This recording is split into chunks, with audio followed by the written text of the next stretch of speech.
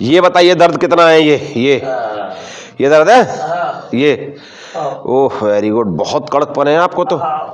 सीधे आप सीधे बैठा करो, आगे झुक के मत बैठा करो। ठीक है विधायक जी, समझ रहे हो? झुक के मत बैठा करो आप बिल्कुल भी। ठीक है, बस ढीला छोड़िए बिल्कुल भी, एकदम गर्दन सीधी कीजिए। हाँ बिल्कुल सीधी एकदम। पोस्चर जो है आपका वो बिल्कुल ठीक नहीं है। ये देख रहे हैं कितना दर्द है ये और कड़कपन कितना है? बहुत ज्यादा कड़कपन है। बस सर जी बस। हाँ जी हाँ जी, ढीला छोड़िए सर जी,